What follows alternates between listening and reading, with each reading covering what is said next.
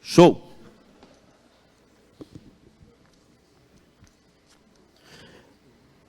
Bom, vamos começar? Primeiramente, boa tarde a todos. Vocês estão com fome? Então é rapidão, 88 slides a gente vai falar aqui, rapidão, beleza? Bom, a gente vai falar sobre interface. Quem aqui gosta de qualidade de código, estuda qualidade de código? Vixe, beleza. Então, se eu falar alguma mentira, vocês me cobram depois, tá? Vamos lá. Deixa eu começar me apresentando. Eu sou o Marcos, eu sou de Bauru, tenho 21 anos. Hoje eu trabalho na Crowley, sou formado em banco de dados, bem na nossa área, assim, né? E, bom, para quem quiser minhas redes sociais, Twitter, Facebook, GitHub, o e-mail é o markdev@gmail.com. Pode chamar, vamos trocar uma ideia. Só que, infelizmente, eu não vou poder ficar até tarde no evento hoje, eu estou meio na correria aí, quase que vocês almoçam mais cedo, inclusive. Então, qualquer coisa, vocês mandam uma mensagem aí no Telegram, a gente troca uma ideia. E eu também falo muito rápido. Então, se vocês veem eu falando muito rápido, vocês falam, vai devagar aí, cara. A gente está com fome, mas a gente não está entendendo nada. Então, estamos avisando também. E falo palavrão também. Então, se alguém se sentir ofendido, já peço desculpas antes, beleza? Bom, vamos lá. Um aviso antes. A gente vai falar muito sobre assuntos abstratos. É muita teoria. Então, você pode ficar um pouco confuso, é normal. Até hoje eu não entendo o que eu falo. Então, ok? Vamos lá. Bom, primeira pergunta, o que é interface? Alguém sabe o que é interface? Chuta aí. Contrato, uma boa interpretação, a gente vai chegar nela também. Se a gente jogar no Google o que é interface, ele vai falar para a gente. Interface é a comunicação entre duas partes distintas que não são capazes de se comunicar diretamente. Caralho, né? Então, bom, vamos tentar entender isso daí. Se você pegar seu celular agora e abrir a tela inicial dele, você vai estar manipulando uma interface. Você clicou no WhatsApp, é uma outra interface. Então, você está achando uma maneira de se comunicar na hora de você mandar uma mensagem por uma interface. Você não consegue chegar para alguém e falar diretamente. Você precisa de alguma maneira de se comunicar com ela, por isso existe a interface. Simples. Você está na interface do Windows lá, você abriu o seu e-mail para você mandar um e-mail, você não consegue ir lá e mandar um e-mail manualmente. Você precisa de uma interface para isso. Então, interface é uma maneira de se comunicar, ok? Então, vamos pensar agora em contrato, porque que isso está certo também. Imagina que vocês pegam um serviço para fazer um sitezinho WordPress, beleza? Você vai lá e vai fazer um contrato com o cara que contratou o seu serviço. Simples. O que esse contrato quer dizer? Esse contrato quer dizer como as coisas vão ser executadas e a maneira do contratante garantir que aquilo está sendo executado. É a maneira dele conseguir o resultado. E a maneira dele se comunicar com você também, porque ele precisa garantir que você entendeu o que precisa, porque você não vai assinar um contrato, você vai fazer um site, ele vai lá e leva a moto dele para você arrumar, entendeu? Por isso que um contrato precisa ser bem definido, que é uma maneira de vocês conseguirem se comunicar e garantir que aquilo aconteça, ok? E se a gente voltar na primeira explicação que eu dei sobre interface, que é a interface do celular ou a interface do Windows, por exemplo, a gente pode concluir também que interface é tudo aquilo que é exposto para alguém, tudo aquilo que você vê. Concluindo, você tem uma interface que é usada para comunicar, mas isso está exposto para alguém. Trazendo um pouco agora para o nosso mundo de código, a gente pode entender que, como é tudo que é exposto para alguém, interface é classe, métodos públicos, classes abstratas, com métodos abstratos públicos ou métodos normais, ou interface e construção de linguagem interface. Por quê? Porque isso está exposto para alguém. Eu vou até sair aqui da frente, eu acho que eu estou tampando... Desculpa. Então, porque isso está exposto para alguém. Alguém vai consumir isso. Então, interface é tudo uma maneira de comunicação entre duas partes. Então, você tem um contrato de uma parte que solicita outra parte, baseado nessa interface. Então, é tudo aquilo que é exposto para alguém. Quando a gente for falar de interface nessa palestra aqui, especificamente, a gente não vai falar só da construção de linguagem interface. A gente vai falar de classes abstratas e construção de linguagem interface também. Tudo que é público, tudo que alguém vê. Não necessariamente só público, ok? Mas tudo que alguém vai ver. Ok? Então, interface hoje não é só a construção de linguagem de interface, é tudo que alguém vê. Beleza? Por 40 minutos vai ser assim. Bom, tá, ninguém viu a mensagem no Telegram, então vamos lá. A gente entendeu o que é uma interface, mas agora eu quero responder duas perguntas só nessa palestra. A primeira pergunta é, por que desenhar interfaces? E se eu conseguir convencer vocês por que vocês têm que desenhar, por que vocês têm que pensar melhor, eu também não posso falar, não, se vira aí, é tchau, é nóis. Não, eu quero explicar também como que eu posso começar a melhorar minhas interfaces. Novamente, interface é tudo aquilo que alguém vê, ok? Vamos tentar responder a primeira pergunta, então. Por que desenhar interface? Alguém aqui já ouviu falar do Solid? Beleza. Solid, para quem não sabe, são 5 princípios do design orientado a objetos, que é para tentar garantir a reutilização do seu código, tornar ele manutenível, enfim. Se você não conhece, tem um monte de palestras sobre isso. E eu não tenho como explicar tudo também. Porque só isso daria uma palestra, e eu digo que cada princípio daria uma palestra também. Ok? Então, dá uma pesquisada, é bem interessante, é muito conceito abstrato, mas é importante. A gente vai falar especificamente da letra I. A letra I é o princípio da segregação de interfaces. Ok? Que ela basicamente diz: clientes não devem ser forçados a depender de interfaces que não utilizam. Ok. Então, o que isso quer dizer mais ou menos? Isso quer dizer que quando você tem um cliente, quem é o cliente? O cliente é aquele que executa alguma coisa, aquele que pede. Então, você tem um controller, por exemplo, que vai executar uma classe de service.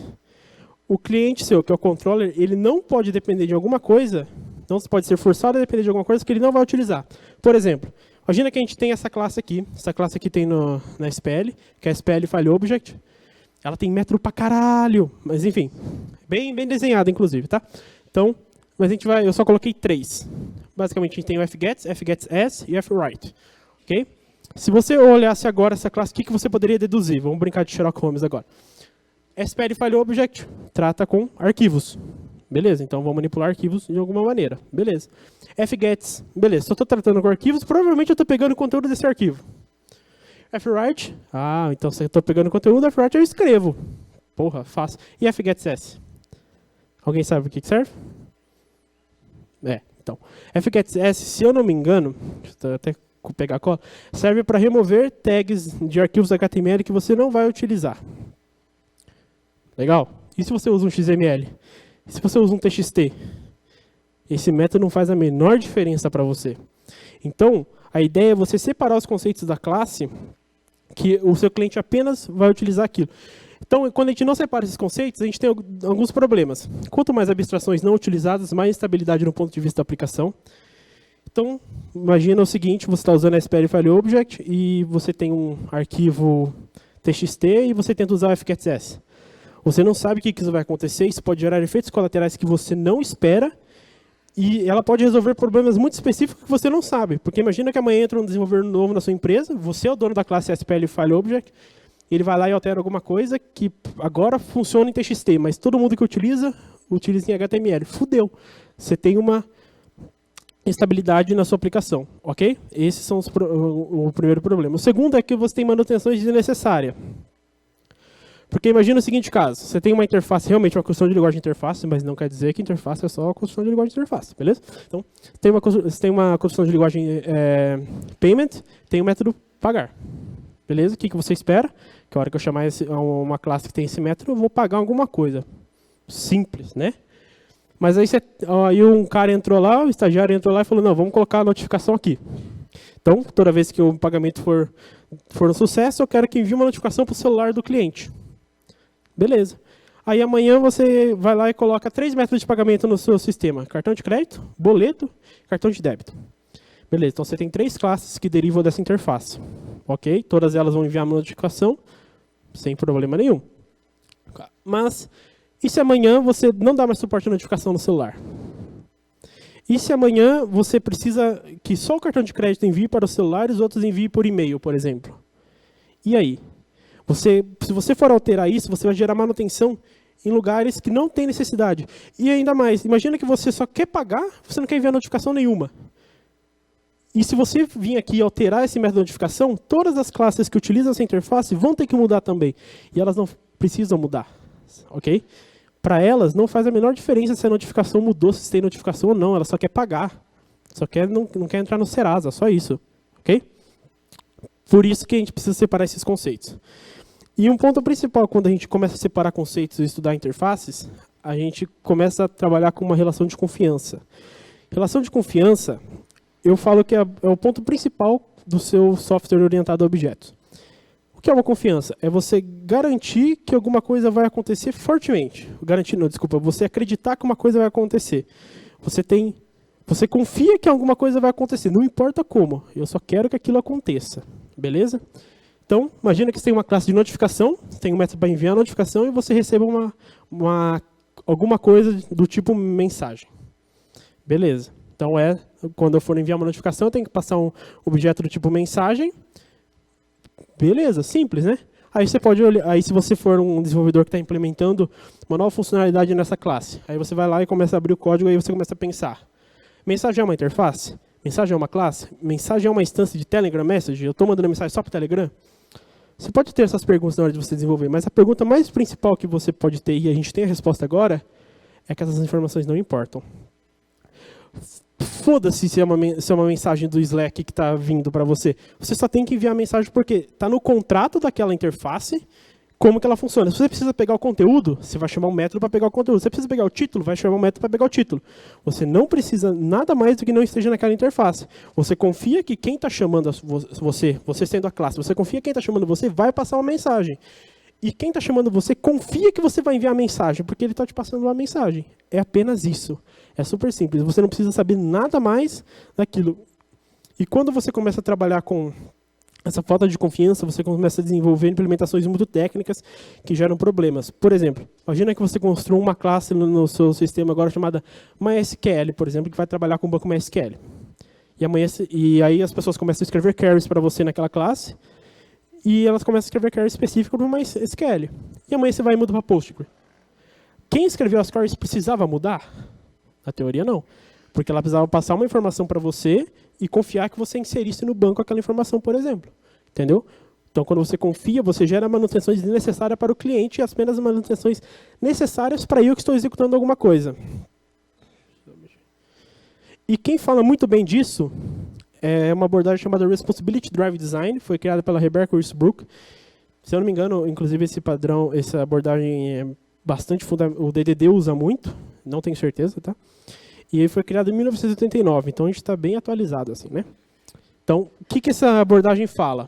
Ela divide o seu sistema em duas partes, cliente e servidor. O cliente vai solicitar alguma coisa para o servidor e ele só pode solicitar o que está no contrato. Então, ele espera um contrato para solicitar. Ele não solicita nada que está fora e a resposta é o que está no contrato. É apenas aquilo. Você tem um contrato que define o que vai acontecer.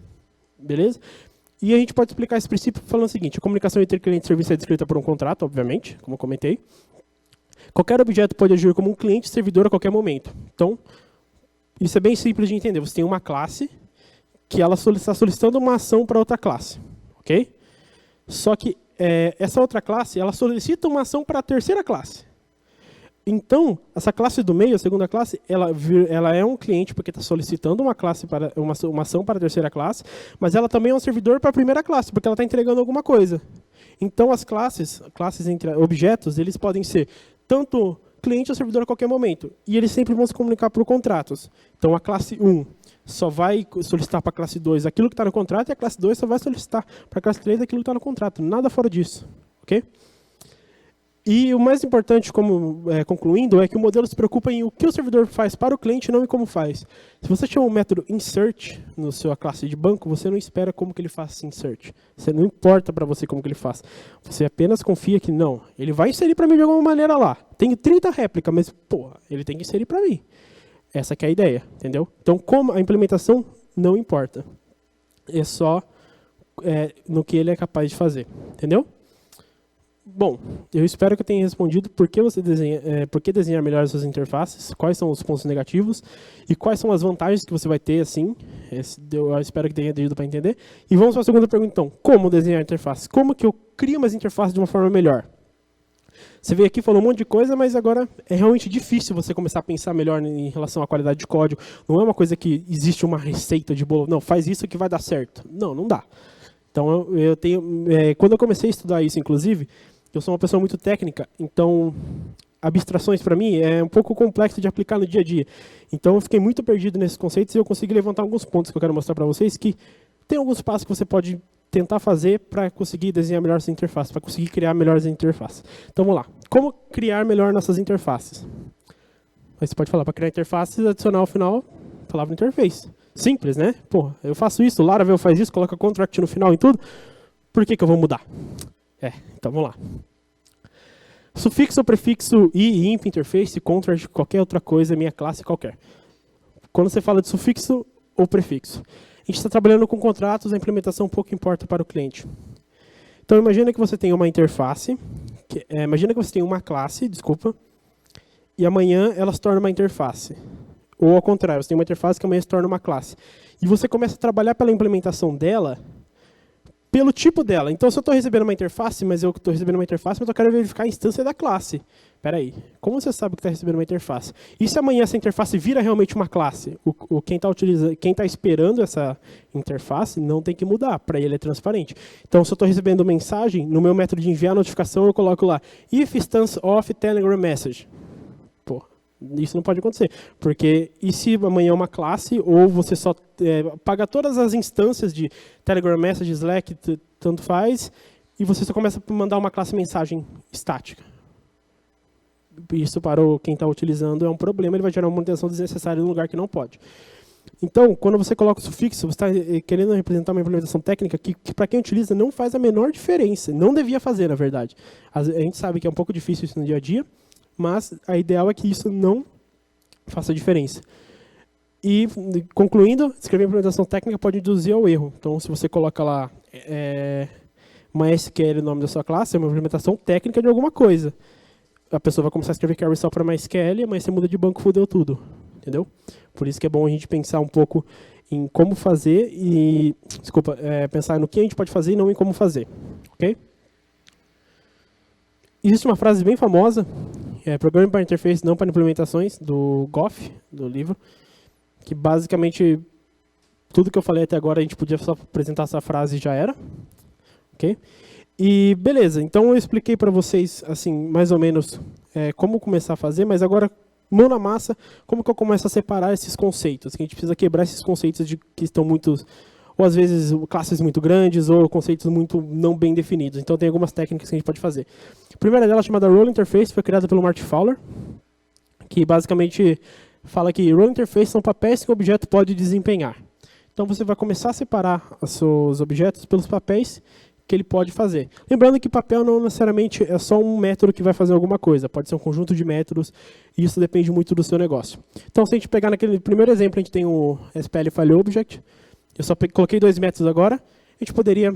Quais são os 2 papéis que a gente pode assumir nesse aqui? Eu posso obter o conteúdo do arquivo e posso escrever. Por que são 2 papéis diferentes? Porque, por exemplo, é muito comum você querer apenas obter o conteúdo de um arquivo para jogar dentro de outro. Então, para quem estava querendo obter apenas o conteúdo do arquivo, não faz a menor diferença se você você pode escrever ou não, entendeu? Por isso que os seus clientes não podem depender de interfaces que eles não vão utilizar. Então, a gente poderia quebrar em 2 classes, mais ou menos assim, SPL File Object Read e SPL File Object Write. Se eu for ler, eu só uso o read, se eu for escrever, eu só uso o write. Pronto. Simples, tem 2 classes, e para quem for, o cliente for utilizar, super simples. Então você vai separar por papéis o que o seu objeto pode fazer. Ok? Eu sei que são exemplos bem simples, mas é que é difícil a gente, novamente, colocar um caminho das pedras para resolver esses problemas, mas a gente tenta, de alguma maneira, exemplificar essas coisas. Outra técnica é usar adjetivos. Isso aqui dá uma confusão do caramba, que tem gente que fala que usar adjetivo representa muito minha implementação técnica e tal, mas a gente pode entender mais ou menos quando utilizar. Bom, descrever um conjunto de ações com uma qualidade. Imagina que eu tenho uma construção de linguagem de interface, mas novamente, interface é tudo aquilo que alguém vê, não só construção de linguagem de interface. Então você tem essa construção de linguagem de interface attachable, que eu quero que todas as coisas sejam anexáveis no... Quem vai implementar essa interface é tudo que aquilo for anexável. Então, eu tenho uma classe de comentário que vai implementar attachable. Ok. Se amanhã eu tenho uma classe post, ela pode implementar isso aqui. Opa, minha pilha está falhando. Mas pode implementar aquela interface. Ok? Essa que é a ideia. Você colocou um adjetivo em um conjunto de coisas que fazem sentido para a sua regra de negócio. Beleza? Então, quando a gente usa adjetivo, é mais simples quando esse programa em inglês, que a gente pode colocar sufixos como able ou or, tipo iterator, coisas assim. Ok? E não é uma regra, é uma possível abordagem. Obviamente, tudo que eu falei aqui, nada é regra. O software é seu, então você faz o que você quiser da sua vida. Mas são possíveis técnicas que você pode fazer. Quando a gente fala sobre usar adjetivos em interfaces, a gente vai falar, você vai colocar todas as suas interfaces com o sufixo able ou or e todo mundo vai saber que aquilo é uma construção de linguagem de interface. Cara, mas aí que está o problema. Você não pode usar isso apenas em construções de linguagem interface. Você pode utilizar isso em classes abstratas, porque interface é tudo aquilo que alguém vê.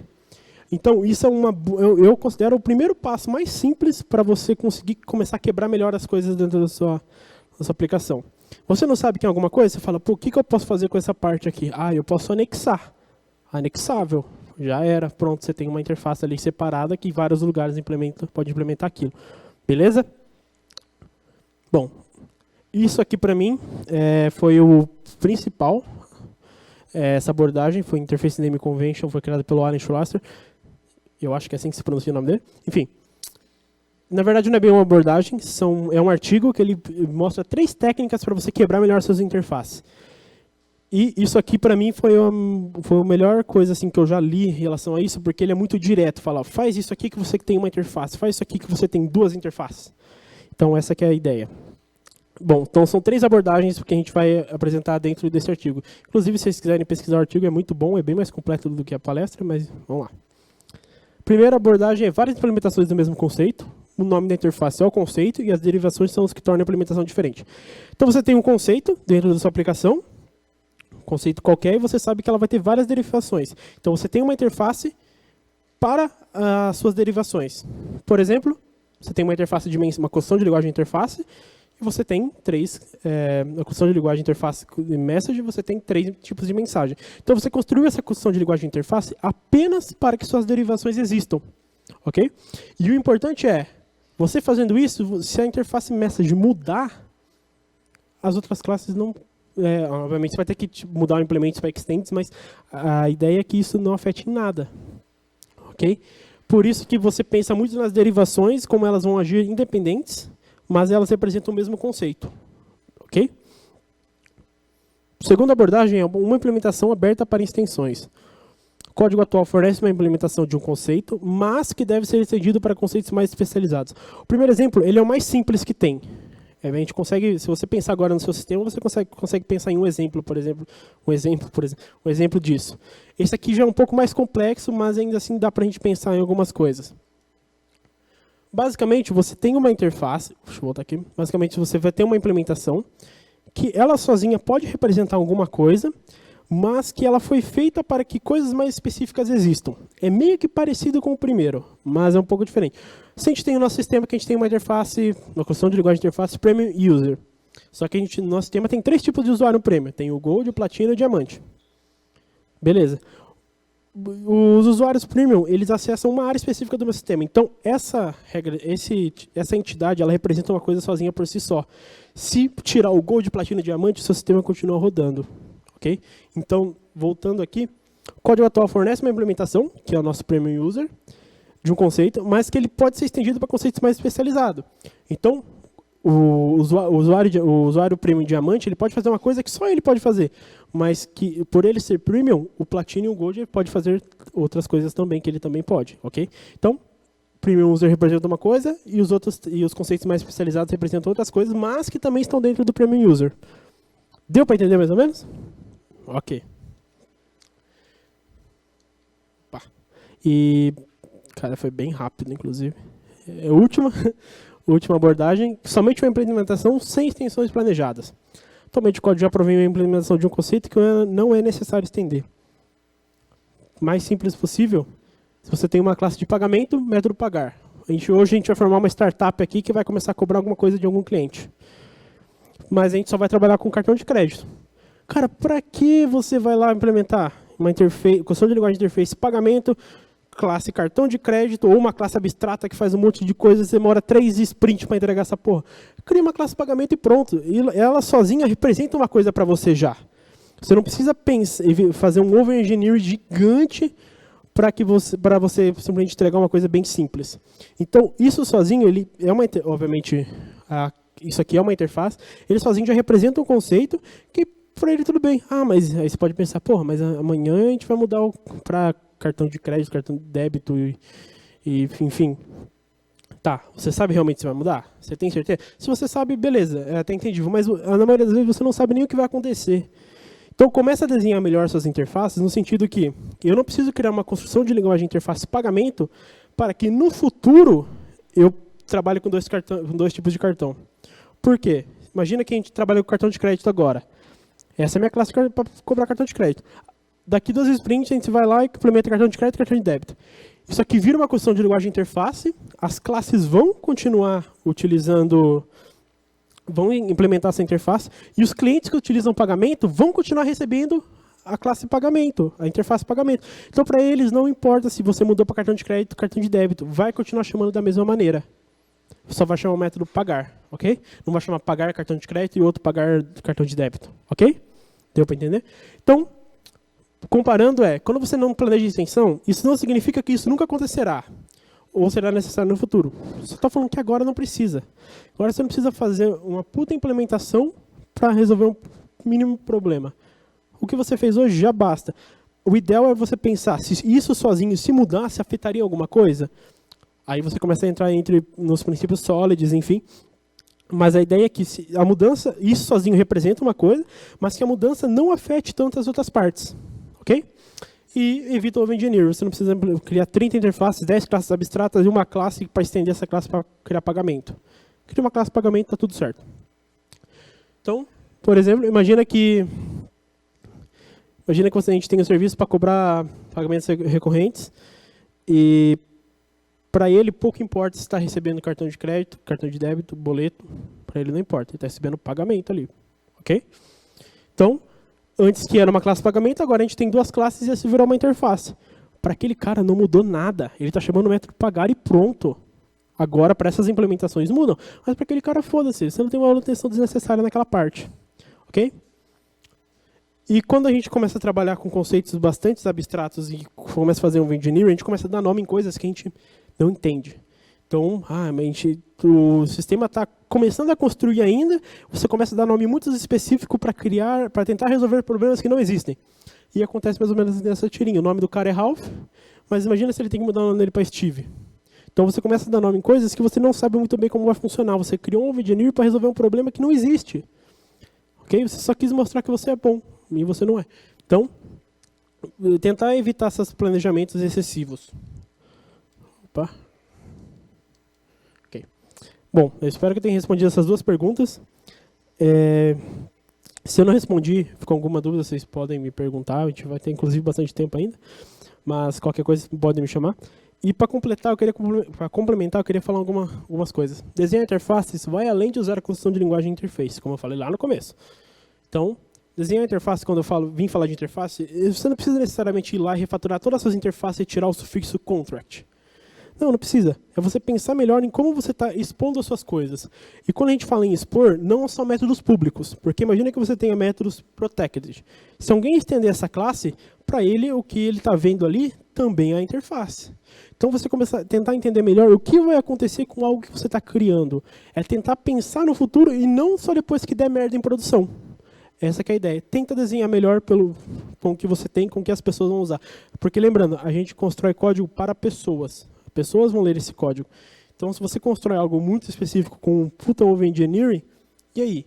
O que essa pessoa vai fazer com esse código que você levou 3 sprints para fazer? Nada. Então, tenta pensar melhor no cliente que vai utilizar essas interfaces, você sendo servidor, e quando você for um cliente, você quer chamar uma interface que funciona ok. Essa que é a ideia de pensar melhor em interface. E você pode falar para mim, pô, mas isso é difícil pra caramba. Realmente é.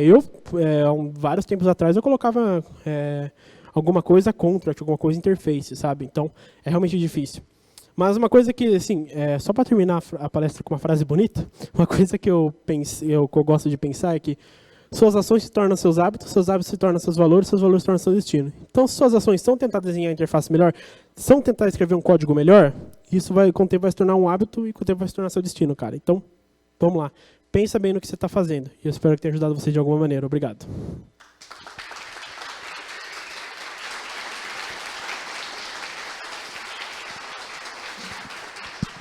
Perguntas, pessoal? Aí, já. Assim que tem que ser animação. Perguntar, já tem que levantar antes de eu perguntar. Aí faz sentido. Opa. Mano, cara, 2 coisas. Primeiro, puta que pariu, cara. Acho que de longe foi a palestra que eu vi você dar que, tipo, cara, pra mim foi disparada melhor, mano. Obrigado. Tava muito bem coeso, tava muito bem bacana. Eu curti pra caralho, mano. Parabéns. Parabéns mesmo. Obrigado. Segundo, Ai, nossa, eu cortei alguém. Foi mal. Segundo, mano, tu comentou agora no final um ponto bem interessante que me chamou, tipo, quando você estava falando, tipo, a respeito da questão, tipo, entre cliente e servidor, basicamente, né? Que, tipo, no quesito, tipo, com relação à nomenclatura, sufixo, prefixo, o escambau que for, entre cliente e servidor, tipo, isso daí não tem tanta relevância, tipo, é mais a forma mesmo de interagir e tudo mais. Aí agora, no final, você estava comentando a respeito, tipo, de, pô, realmente, lembrar que você vai estar escrevendo código para pessoas, que, tipo, no fim das contas, você tem isso daí. E a gente sempre tem aquela, como é que eu posso dizer, quase quase um maniqueísmo que tem, tipo, por exemplo, entre você estar escrevendo uma coisa muito complexa, ou não muito complexa, olhando para o lado técnico da coisa, e, por um outro lado, você ter essa preocupação, tipo, realmente, cara, eu estou fazendo isso daqui uma semana eu vou mexer nessa desgraça de novo, vai ter outra pessoa que vai mexer, tipo, daqui 6 meses, e, cara, isso aqui precisa estar legível de alguma forma. Eu queria que você falasse um pouquinho só mais, tipo, dessa diferença e de como, tipo, como que é difícil, tipo, no quesito, tipo, de você ter essa preocupação com o design, de você ter esse pensamento desenvolvido equilibrando entre lado técnico e lado humano. Certo, eu vou tentar falar se eu entendi mais ou menos o que você perguntou. É foda. É foda. Porque eu tenho certeza que aqui que todo mundo já abriu uma classe que você fala, puta bosta, vou ter que fazer hora extra. Certeza. Por quê? Porque o cara foi lá, só foi adicionando coisa dentro de uma classe. Por quê? Porque o cara foi sei lá, o CEO chegou para você com uma pressão fodida, entrega essa coisa, entrega isso, está dando problema, resolve isso, não importa como. Esquipa os testes, só entrega isso aí. Você foi lá e fez. Porra, o cara tá pagando meu salário, eu vou brigar com o cara? Beleza. Então, quando a gente começa a ter esses problemas de design e a gente esquece o lado humano, por muitas vezes eu penso que é quando a gente tem problemas que não são muito bem claros. A gente escreve código para resolver problemas. Então, quando você está escrevendo alguma coisa para resolver um problema, você está criando uma abstração de um certo problema. Então, se eu vou cobrar pagamento, eu vou criar alguma coisa para dar dinheiro para a minha empresa. Então, se você não tem um design bem definido, é porque eu penso o seguinte, ou você não tem muita clareza do que está fazendo, obviamente você pode não saber fazer isso, tudo bem, mas ou você não tem muita clareza do que você está fazendo, ou o problema não está bem definido e ele vai mudando constantemente. E empresa é foda, cara. Um coloca a mão no código, escreve de uma maneira e tal, e tal, e tal. E é difícil, realmente. Só que a gente tem que ponderar, obviamente, como eu comentei, você comentou também, que a gente escreve código para as pessoas. E você está escrevendo um código, porque eu sempre penso assim, mano, se fosse minha mãe que fosse usar essa classe agora, eu queria que ela usasse a classe desse jeito? Não. Sabe? Então, o ponto principal o código vai funcionar, se você escrever um código bem, ele vai funcionar de qualquer maneira. Mas você só vai conseguir agregar valor realmente, porque agregar valor não é só a hora que sobe em produção, não. Agregar valor é quando você começa a dar manutenção também e aquilo continua funcionando. Então, se você consegue agregar valor tanto para quem utiliza, quanto para a sua empresa, ou enfim, para o seu produto, é que você está escrevendo um código bem feito. E a gente só consegue pensando nisso quando a gente começa a pensar, cara, e se fosse eu que fosse utilizar esse código? E se fosse alguém que entrou agora que nunca viu? Isso está fazendo sentido para essa pessoa? É você ter um pouco de empatia pelo que as pessoas vão utilizar. Porque, cara, desenvolvedor, eu falo até por mim que um tempo atrás eu fui assim, mas desenvolvedor tem um ego fodido. Acha que a implementação dele é a melhor do mundo e pronto. Mas fala para ele abrir o código dele de 4 meses atrás. Fala para ele dar uma... Não vai.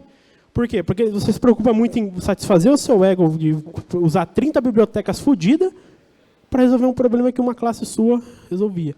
Então, eu falo que é um ponto tentar baixar a bola e pensar, porra, como que eu posso resolver isso da maneira mais simples possível? E, então, sei lá, chamar alguém e falar, cara, isso aqui está fazendo sentido para você?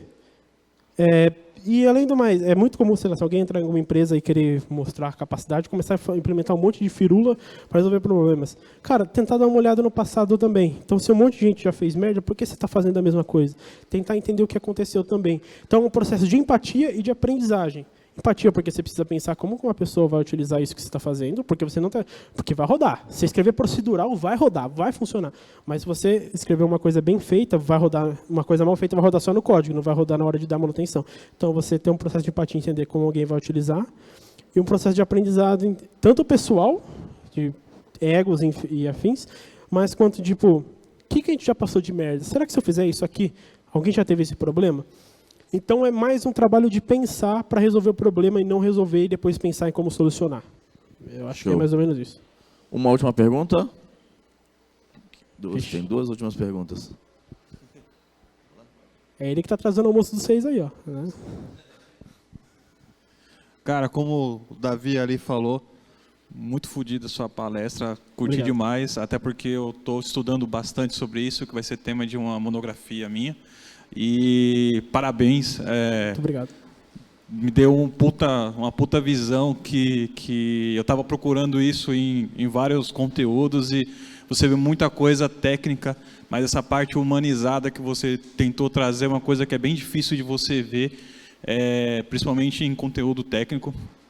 E eu queria saber onde que a gente consegue ter acesso a conteúdos tipo para esse tipo de abordagem, de não fazer só aquela questão técnica, porque eu acho que a maioria do pessoal aqui já tem essa abordagem técnica desde a época da faculdade, mas quando você chega num time onde tem ali 3, 4, 5 caras e tem um prazo fodido que tem que entregar uma feature e você pensar que amanhã o seu código vai cair no seu colo para você dar manutenção e você pensar nisso de uma forma mais humanizada.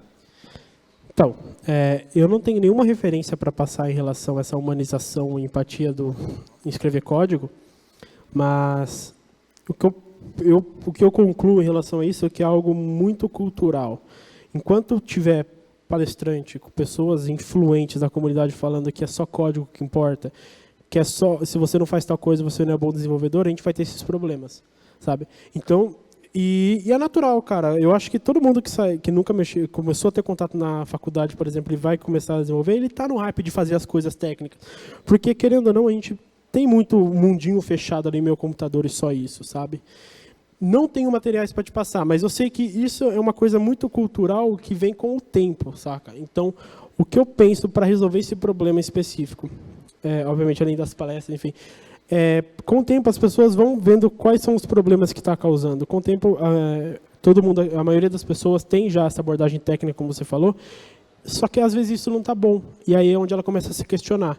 Então eu acho que é um processo evolutivo conforme o tempo, que as coisas vão mudando, mas não tem uma solução e nem muitas coisas, referências para te passar, cara. Beleza? Falei, cara, parabéns pela palestra, o conteúdo é excelente. Uma coisa que você disse, eu acho que é o que todo desenvolvedor busca, né, que a gente tem que equilibrar entre pragmatismo, né, entre entregar um código que uma pessoa consiga ler, do que entregar uma arquitetura rebuscada, né? E isso é até interessante porque a história da programação, né, a gente saiu de algo que era próximo da máquina para ser algo que é compreensível para o humano. Por que a gente vai fazer algo? Por que a gente vai escrever um software que não é compreensível? Aí vai a pergunta. Tudo isso que você falou está muito relacionado com a parte de design de código, como a gente organiza as peças na orientação a objetos para alcançar um código assim. Qual que é a maior dificuldade que você vê que as pessoas, os desenvolvedores, desenvolvedoras têm em relação a alcançar um bom design e entregar algo que seja compreensível para um outro desenvolvedor, mas seja bem projetado? Para mim, a maior dificuldade é em relação aos conteúdos em si. Alguém aqui já leu o livro do Goff, dos Design Patterns? Alguém aqui já leu realmente o livro dos Goff, dos Design Patterns? Entendi. Então, o livro é muito difícil, são muitos conceitos abstratos e você, cara, você pode ter 10 anos de experiência, você vai ler coisas que você nunca viu e você pode pensar, porra, não, isso aqui resolve o meu problema, mas na hora de implementar é uma coisa, porque eu penso que a gente é muito objetivo em solucionar problemas. Eu chego para um problema para você e falo, cara, eu preciso disso. Você vai achar uma maneira de resolver. Essa maneira de resolver vem com o tempo do processo de aprendizagem. E a abstração, quando a gente lê um livro, alguma coisa, essa abstração não está explicando esse processo de aprendizagem, está explicando uma possível solução de como você fazer. Você não sabe como encaixar as coisas. Para mim, o que eu tenho com maior dificuldade de alguém começar a pensar em design de código é o conteúdo. Se você for ler o livro do DDD em português, por exemplo, que, querendo ou não, a maioria das pessoas não tem facilidade de ler inglês, ele é muito ruim de ler. Então, pô, mas DDD todo mundo fala em qualidade de código, enfim, e tal, mas você vai ler, é muito ruim. Essa dificuldade em relação também a ter coisas muito diretas, principalmente falando algo pessoal, porque eu sou uma pessoa muito direta, tanto que eu copio o código do Stack Overflow, testo e depois eu aprendo o que eu fiz, sabe? Então, a gente não tem exemplos muito diretos e tem muito pouco conteúdo em português. A maioria são traduções, a maioria das vezes mal feitas. E a gente não tem uma cultura disso. Querendo ou não, na faculdade, ninguém fala para você, vamos aprender Solid. E você não consegue aprender Solid numa faculdade também. Porque não é igual uma matemática, você fazer 2 mais 2 dá 4. Não tem uma receita de bolo. Por isso que a gente não está preparado para trabalhar com conceitos muito abstratos em algo muito técnico. Essa, obviamente, é a minha opinião, tá, gente? Vocês podem discordar. Mas é isso que eu penso. A gente tem conteúdos e os conteúdos são muito abstratos para resolver problemas muito diretos que nós temos. Eu não sei se foi mais ou menos isso que você perguntou. Show. Então, uma salva de palmas para o Marcos. Uhul. Pessoal, bom almoço. Voltamos daqui a 1 hora e pouquinho. Então aproveitem e show.